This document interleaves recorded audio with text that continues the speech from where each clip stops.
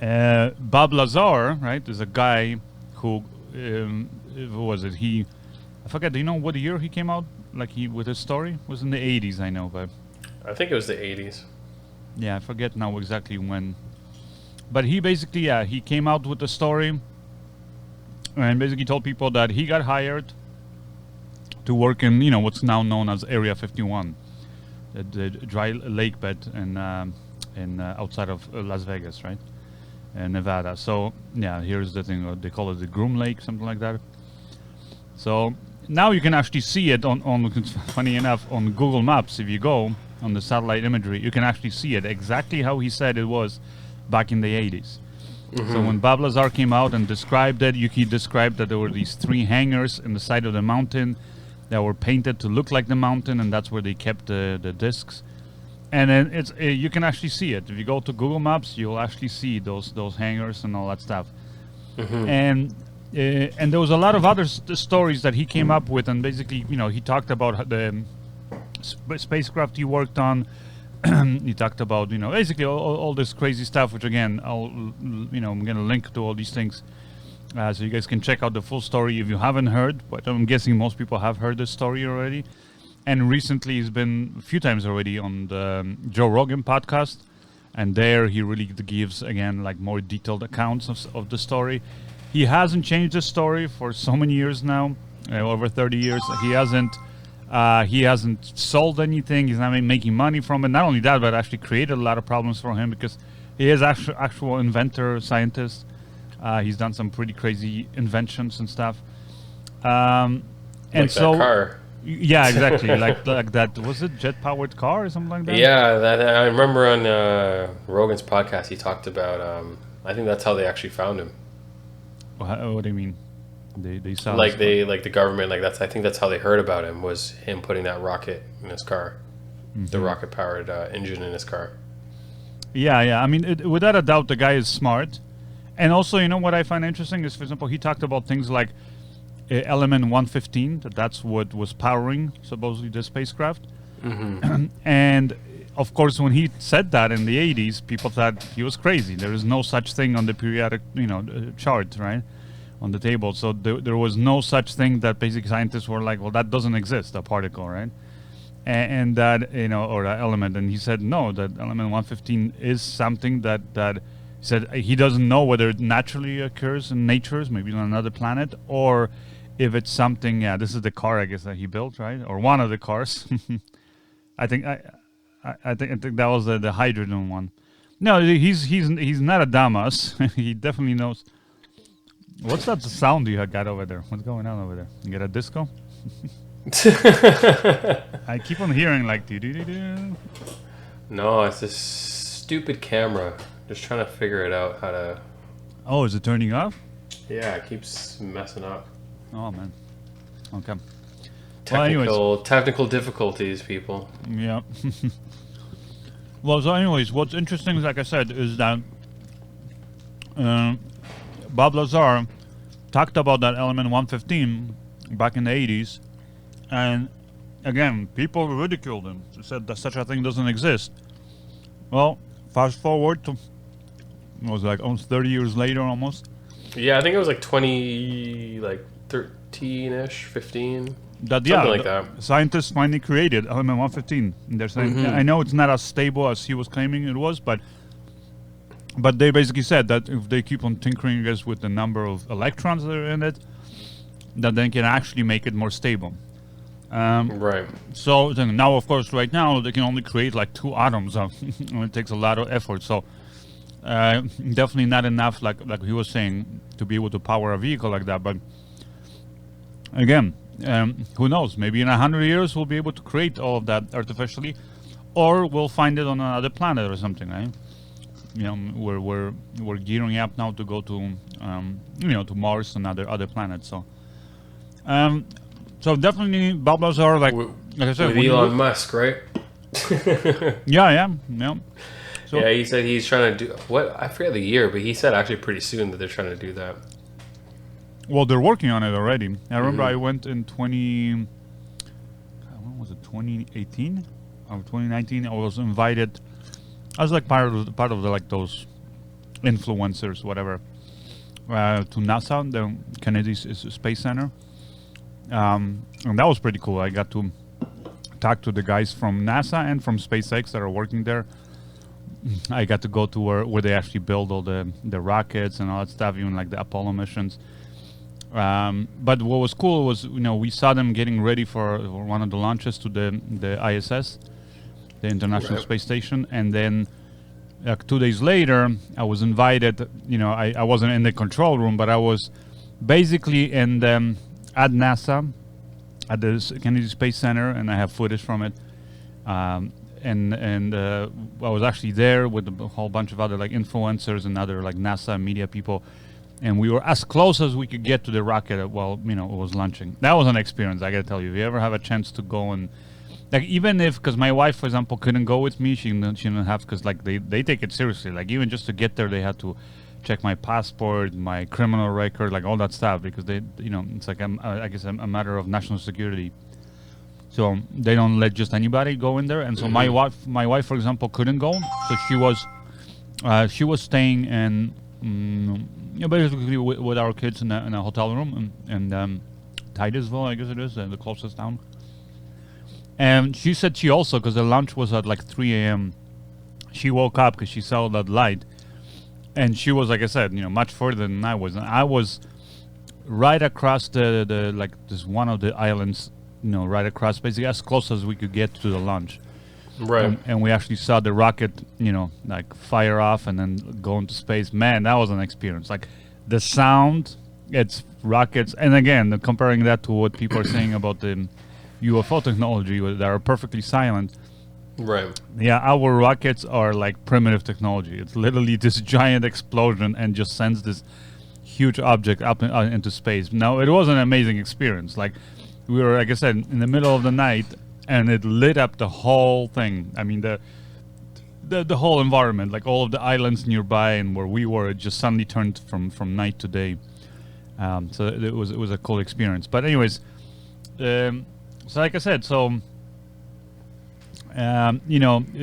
hearing the story of like Bob Lazar and then him describing this technology that came true, or for example, he was describing like this fingerprints, but first he said they had these handprints that you literally would put your hand and it would like scan your hands, and that was the way you would get around, like get past the different clearances, right, that you had, the different doors at the facility there, which again, back in the 80s, people thought that was ridiculous, whatever, you just show your ID or something. And of course now we know, because, well, Pentagon and all the other stuff, they already admitted, and they released photos, and the photos look exactly, even though it was like years after he was talking about it, and he described it and he drew pictures of it. And years later, they released those photos and they showed it as old technology, and then that's when the government upgraded to fingerprint technology, right? Scanners. So like he knew this stuff. The guy's clearly not a quack. He's not doing this for money. And what's interesting is he described in detail actually how these spacecraft basically work. And the way he kind of describes it is the way he describes it is that they have these 3 anti-gravity basically generators on the bottom of the craft, so basically on the bottom portion of the craft here. And they're kind of, they're hidden. You can't obviously see them. They're hidden in the thing, but when you go inside the craft, you can kind of look down and you can see them. And this is him kind of drawing them, and you can see here he's got these 3 kind of beam generators, and those things are like on a gimbal, each one of them. So they can be pointed in any way. It's kind of like as if you had a camera tripod. So you need 3 to be stable, and they're anti-gravity, basically like propulsion. So if they're pointed in different directions, they can kind of balance themselves. And then when they want to move in a certain direction, they just all point to one point in space. So they all rotate, and when they point to one point in space, they create, essentially they create negative gravity, meaning it feels like the craft is falling into that hole. But of course it could be going up or left or right, down, doesn't matter, but that's how it's moving. So essentially it doesn't need propulsion like we have, where we need to emit some kind of air or push through air. This basically doesn't rely on air at all. It essentially creates like a hole in the space, in the space itself. and that creates, makes the craft fall into that hole. And the bigger, obviously, negative, gravity that they create, the faster it falls into that hole. And that's also the reason why it can be going super fast in one direction and suddenly turn 90 degrees and go in the other direction. Because if it turns and suddenly it's falling in the other hole, well, then the person inside the craft would never feel the difference.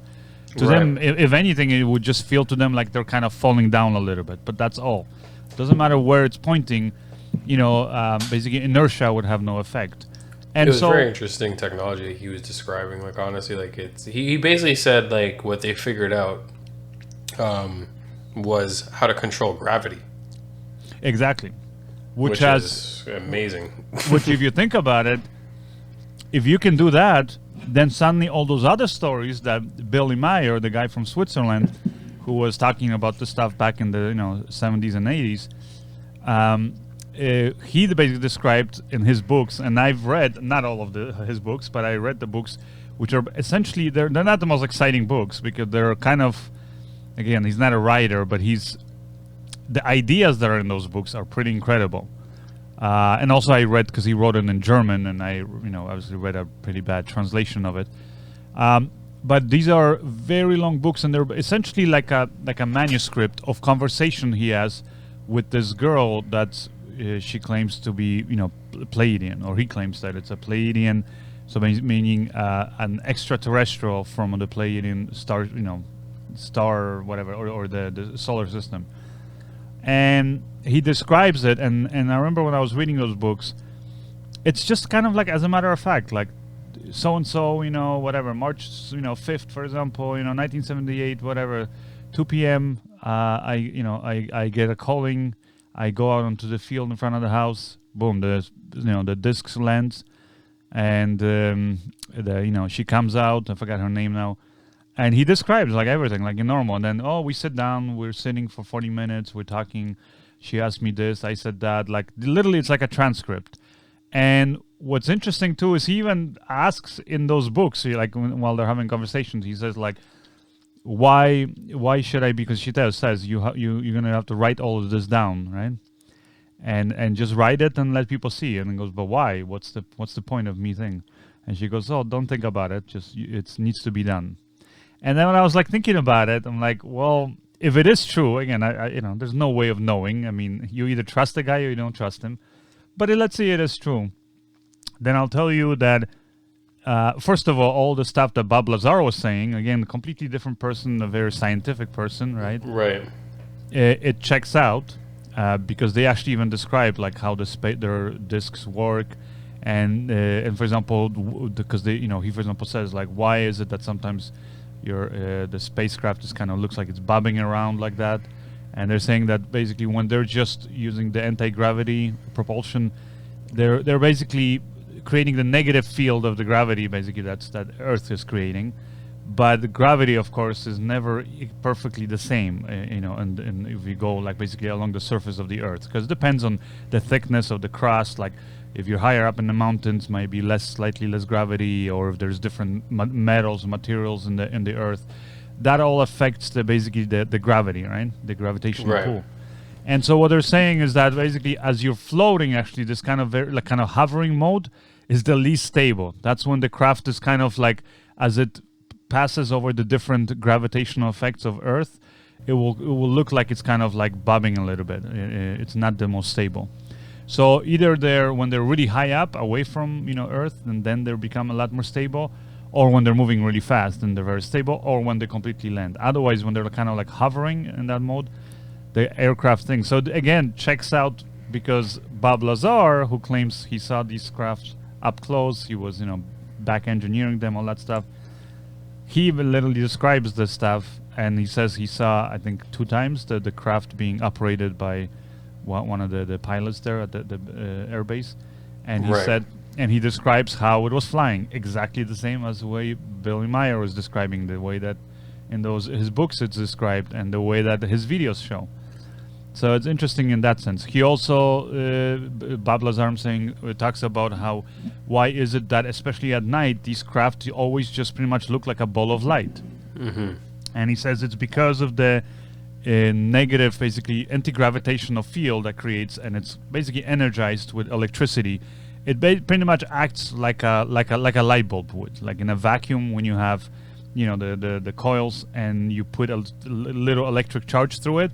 It lights up. It basically burns right in the air, and that's essentially what's happening. There's this electric discharge around the craft that is burning the oxygen that's in the air, creating, basically like creating like a little spark, you could say, like all around it. It's constantly these little sparks, which creates like a little glow effect. So that's why these crafts seem like they're glowing all the time. Also, he describes that when you go under the craft, he says that they become invisible because essentially... Yeah, I was just thinking that. I'm like, I swear I remember him saying something like, if they become invisible, and that's why you can't see it if you're directly under it. Yeah. Yeah, and it makes sense because that we already know in science that basically gravity, like especially the gravities of like things like, big objects in space like planets or, our sun even, the bigger the gravitational pull, the more it can bend light. So, for example, we can see certain planets or solar systems, galaxies that are technically behind our sun. We shouldn't be able to see them, but we can see them simply because the sun itself can redirect the light that's coming off of those galaxies. So to us, it's visible, but it's technically behind the sun. Mm-hmm. So it's something that Einstein first basically calculated, and then it was proven by a bunch of scientists based on his theories. And so we know that thing. So when you listen to the Bob Lazar story or Billy Meier's, then suddenly all those things, like kind of gel together, I would say. Because then you go, okay, so that's why Billy Meier said that if they want to, they can very easily become invisible. You will not be able to see them because all they have to do is direct that gravitational, basically, energy in a way towards certain basic direction where all you're going to see is the objects behind it, right? It will bend light itself.